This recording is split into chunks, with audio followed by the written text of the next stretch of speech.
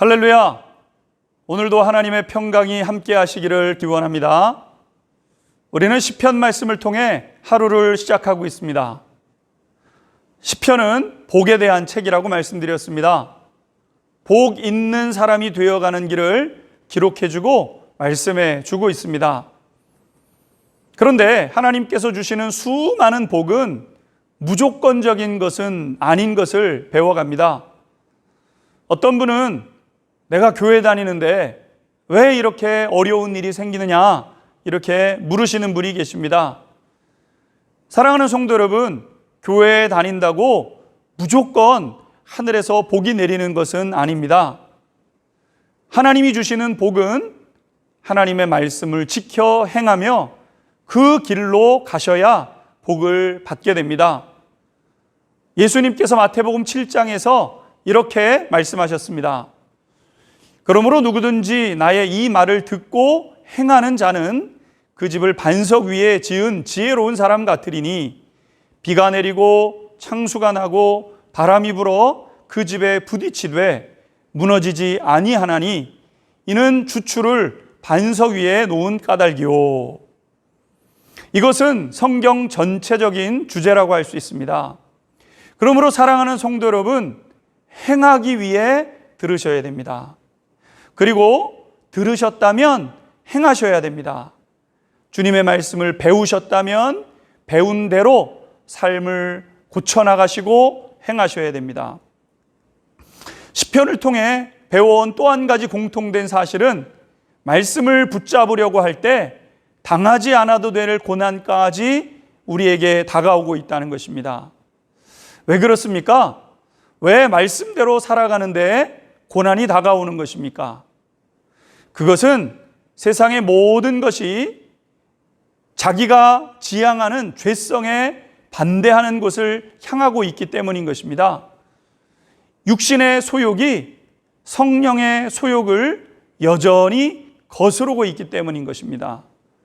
말씀을 따라 살아가려고 할 때 육신의 소욕에 거센 저항을 받기 때문입니다.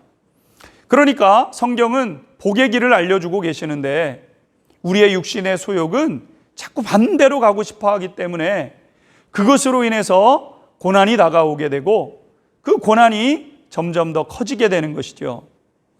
그러기에 사랑하는 성도 여러분, 믿음의 백성들은 누구든지 고난을 통과함으로 복을 얻는다는 사실을 기억하십시오. 여러분이 당하는 고난 이겨내셔야 됩니다. 그런데 그 고난을 이겨내는 방법도 하나님은 우리에게 말씀해 주고 있습니다. 그것이 무엇입니까? 바로 기도하는 삶입니다. 때마다 기도하는 자리에 나를 두는 것입니다.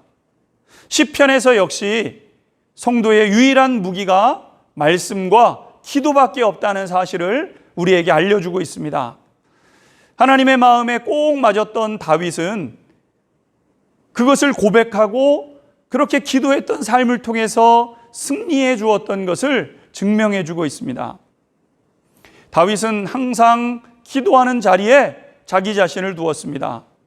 오늘 말씀 속에서도 다윗은 이렇게 고백하고 있습니다. 6절 말씀입니다.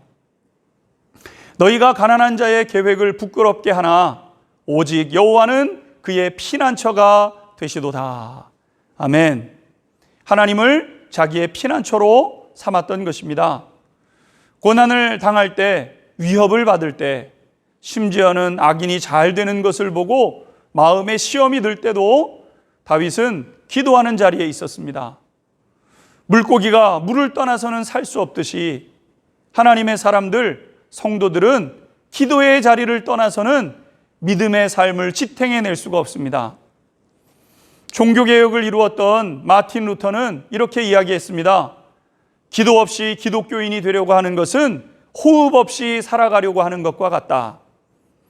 또한 미국의 존경받는 대통령 에이브러함 링컨은 나는 어려울 때마다 무릎을 꿇고 기도한다. 나는 충분한 지혜가 없지만 기도하고 나면 특별한 지혜가 머리에 떠오르곤 했다라고 이야기했습니다. 그리고 러시아의 대문호인 레오 톨스토이는 하나님을 구하지 아니하는 사람의 눈에는 하나님이 존재하지 않는다. 하나님을 구하라. 그리하면 하나님은 그대들 앞에 나타나시리라. 사랑하는 성도 여러분, 기도하고 또 기도하십시오. 여호와 하나님의 도움을 받고 우리 하나님을 피난처로 삼아가십시오. 오늘도 우리 성도님들이 바르고 복된 길로 걷게 되는 축복이 있게 되기를 바랍니다. 우리 성도님들을 오늘도 축복합니다. 아멘.